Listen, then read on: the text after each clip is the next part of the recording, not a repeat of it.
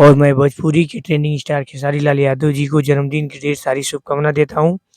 और देखिए भोजपुरी के ट्रेंडिंग स्टार, हिट मशीन और गरीबों का मसीहा, और समझ लीजिए जो भी बोला जाए उन्हें, सब कम है। देखिए अपना जन्मदिन पटना में मना रहे हैं लोग, उनका हर एक जगह उनका जन्मदिन मनाते नज़र आ रहे हैं। उनके फैन लोग काट रहे हैं और खेसारी भैया की भी बुला रहे हैं। भाई मेरे चैनल को देख रहे हैं, सब्सक्राइब करिए और वीडियो में बने रहिए, आगे देखिए। इंडिया एक करीब यूएनओ के द्वारा स्थापित एक संस्थान थी, जो बाद में हेल्पेज इंडिया इंटरनेशनल से हेल्पेज इंडिया हो गया। और 47 ईयर से ये संस्था काम कर रही है और सिर्फ बुजुर्गों के लिए काम करती है। पूरे भारत में सिर्फ बुजुर्गों के लिए काम करती है।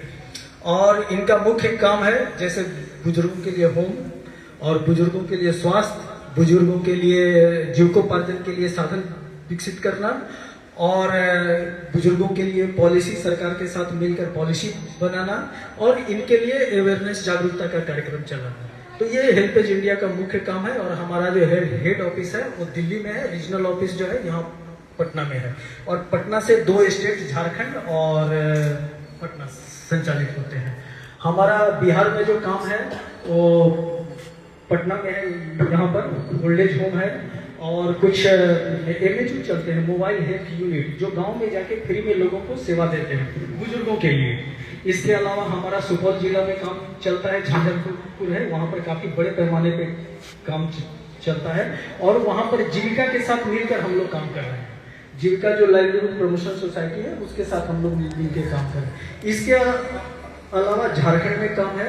झारखंड में जो है MHU का काम चल रहा है, वो अडानी फाउंडेशन के साथ काम चलता है हम लोग का। और इसी तरह हर एक मतलब स्टेट में कुछ न कुछ काम है। पूरा एरिया हम लोग कवर नहीं कर पा रहे हैं क्योंकि रिसोर्स का बहुत काफी दिक्कत है। और लेकिन जहाँ भी हम लोग का हेल्पेज का काम होता है काफी मतलब विस्तृत और बुजुर्गों के प्रति काम होता है, सिर्फ बुजुर्गों के लिए काम होता है। Thank you.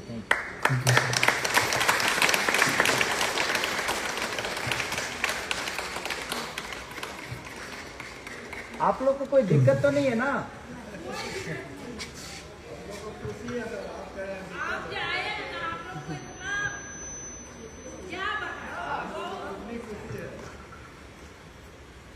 यहाँ पर जो संचालन होता है सर, यहाँ पर एक अधीक्षक हैं, हमारे जो नोडल अधिकारी हैं वो विकास सर हैं, जो कि मतलब DM ऑफिस में बैठते हैं, सहायक निर्देशक सामाजिक सुरक्षा को साथ। यहाँ पर जो बुजुर्ग आते हैं, यहाँ पर बुजुर्गों की पूरी देखभाल, स्वास्थ्य संबंधित, उनके खाने पीने के संबंधित और उनके रहने के संबंधित ये सारा काम किया जाता है। साथ ही जो बुजुर्ग यहाँ आते हैं उनको पुनर्वास भी किया जाता है। हम लोगों ने करीब 90 बुजुर्गों को पुनर्वास किया है, मतलब उनको उनके घर भेजा है। यहाँ ही नहीं, आसाम, बंगाल, वहाँ से लोग भटक के आते हैं। हम लोगों ने सभी को मैंने खोज के जब पुष्टि हो जाती है कि नहीं यही इनके परिवार हैं, तो हम लोग उनको विदा करते हैं उनके परिवार के साथ। इसके अलावा जिनके कोई नहीं है उनका अंतिम क्रियाकर्म भी हम ही लोग करते हैं, और उसी सम्मान के साथ जैसे उनको कभी ये फीलिंग नहीं हो कि उनका कोई नहीं है। और यहाँ के जो अधीक्षक हैं दीपक कुमार जी है, दीपक कुमार के लिए भी एक बार जोरदार ताली बजा दीजिए, है ना। हमारे यहाँ जो एनएन दीदी, हमारा ये नर्सिंग होम है, और यहाँ पर 3 सिस्टर हैं जो कि मतलब 24 घंटा रात दिन काम करती हैं। माने ये नहीं कि उनको दवा दे के मतलब उनको सो जाना है सर, ऐसा नहीं है। उनको दवा देना है, हाथ में खिलाना है, पानी पिला। जब ये हो गया कि वो दवा उनके शरीर के अंदर से, तभी वो वहां से फट सकती है। बिल्कुल ऐसे नहीं कि मैंने दे दिए, दवा दे दिए, चल दिए, नहीं, ऐसा नहीं है। 4 कुक हैं जो हमारे ये महाराज लोग हैं, यहाँ पर भोजन बनाते हैं, और एकदम टाइम से सुबह का, दोपहर का, शाम का टाइम से यहाँ पर खाना होता है। सब लोग बिहार से ही हो आप लोग, के अलग अलग से? यहाँ पर कुछ लोग बिहार से हैं और अदर स्टेट से भी काफी लोग हैं, करीब 16 लोग हैं जो अदर स्टेट से हैं। और जिनका पता चल जाता है वो लोग चले जाते हैं, अपने उनके परिवार आते हैं। मैं एक बार लखनऊ की बनारस वृद्धाश्रम में गया था, इलाहाबाद जी।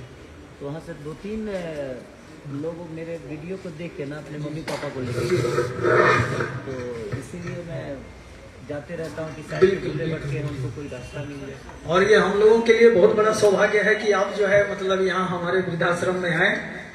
हेलो, सबसे पहले तो मैं आप सबको प्रणाम करता हूँ कि आप लोग आशीर्वाद दीजिए कि मैं प्रयास जितना कर सकता हूँ, मैं हमेशा से प्रयास करता भी हूँ।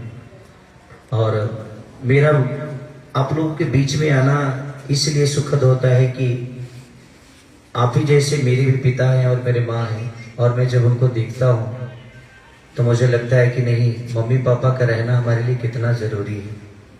ठीक है, जो ये बात को नहीं समझ पा रहे हैं उनके लिए तो मैं कुछ नहीं कह सकता, लेकिन जो समझते हैं उनसे मैं हमेशा से प्रार्थना करता हूँ कि जो माँ बाप हमारे लिए दिनों रात एक कर हमें पैदा करके हमें बड़ा करते हैं और वो हमसे दूर होते हैं तो हम कैसे सुख की जिंदगी जिएंगे। मुझे लगता है कि मैं इसीलिए आता हूँ कि ताकि आप लोग को ये महसूस कभी ना हो कि आपके बेटे नहीं हैं, आपकी औलाद नहीं। हम जैसे लगते हैं आपके औलाद, आपके बेटा बन के। और मैं हर आदमी से ही कहना चाहता हूँ कि अगर आपको भगवान ने उन्नति दिया है या पैसे दिए या शोहरत दिया है तो ऐसे लोगों के बीच में आइए और आके अपनी खुशियों को शेयर करिए।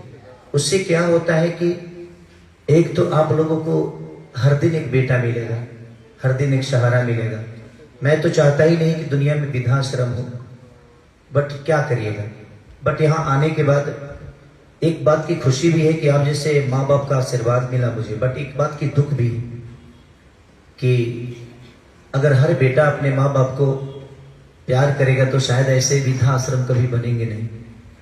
तो इस जगह पे आने के लिए इच्छुक था मैं, ताकि मैं अपने माँ बाप की तरह सबको देख सकूं। और मैं अपने माँ बाप में ही सब ऐसे लोगों को देखता हूँ, इसीलिए मैं ऐसे जगहों पे जाता हूँ, चाहे वो वृद्धाश्रम हो या अनाथालय हो या ब्लाइंड जो बच्चे हैं जो देख नहीं पाते उनके लिए। तो मैं हमेशा से ही प्रयास करता हूँ कि मेरी खुशियाँ आप सबसे ऊपर नहीं है, आप सब में मेरी खुशियाँ हैं। और मैं जानता हूँ कि बहुत सारे माँ बाप यहाँ दुखी भी होंगे कि मेरी भी औलाद है, हमें देखने नहीं आते, हमें पूछने नहीं आते हमारी दवा या हमारी चीज़ों को लेकर। बट क्या करिएगा, ये दुनिया है, हर आदमी एक जैसे नहीं होता है। बट अगर मुझे देखकर कुछ लोग भी बदल जाए तो मुझे लगता है कि मैं सार्थक हूँ और मेरा जीवन सार्थक हो गया। इसलिए हमेशा से प्रयास करता हूँ। मैं अपने मम्मी पापा को जब गले लगता हूँ तो मुझे एहसास होता है इस बात का कि शायद जब तक मैं जीऊँ तब तक मेरे मम्मी पापा का साया या मेरे मम्मी पापा का आशीर्वाद मुझे मिले। मैं उस लायक हूँ, इस लायक नहीं भी होता तो मेरे अंदर ये विचारधारा हमेशा से है कि अपने बुजुर्गों का आशीर्वाद लेकर ही मुझे बड़ा होना है। जब तक आप सब हैं, आप जैसे माँ बाप जीवन में हैं, तब तक हर वो बच्चा अनाथ नहीं है। बट कुछ लोग ऐसे भी हैं जो माँ बाप रहते हुए भी अनाथ की ज़िंदगी जी रहे हैं और उनको खुशी मिलती है, तो उनकी खुशियों के लिए मैं कुछ नहीं कह सकता। बट माँ बाप के साथ रह के खुशियों को जो शेयर आदमी करता है, मुझे नहीं लगता कि वो दुनिया में कहीं किसी ताकत या किसी मंदिर मस्जिद में मिल सकती है। जो आप सबके आशीर्वाद में जो ताकत, जो पावर, जो ऊर्जा होती है, वो मुझे नहीं लगता कि किसी मंदिर व मस्जिद में होगी। बट मैं यहाँ के संस्थापक जी को धन्यवाद देना चाहता हूँ कि इतनी साफ सुथरा और इतनी प्यारी व्यवस्था। मैं बहुत सारे वृद्धाश्रम में हर बर्थडे में जाता हूँ, बट इतना प्यारा व्यवस्था और इतना बेहतर व्यवस्था मैंने किसी में नहीं देखा।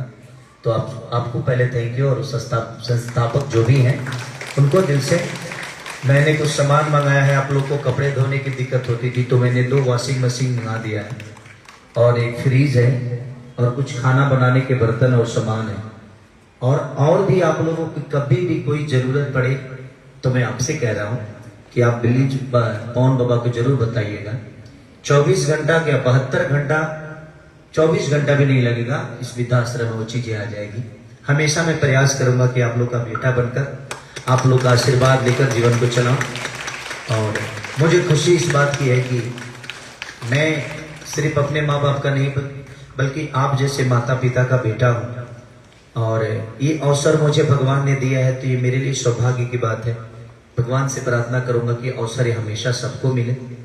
और जितने भी बड़े लोग हैं, मैं सबसे कहना चाहता हूँ, आप सक्षम हैं, आपके पास वो हर चीज़ है, तो ऐसे माँ बाप जो हैं जिनका कोई सहारा नहीं है, प्लीज आप जब भी अपना खुशी मनाना हो, बर्थडे मनाना हो, सेलिब्रेट करना हो, तो ऐसे माँ बाप के साथ करिए ताकि कम से कम इनको अपनापन फील हो, इनको भी लगे कि नहीं हम अनाथ नहीं हैं, हम माँ बाप हैं, हमारे बहुत सारे बेटा हैं। Thank you so much.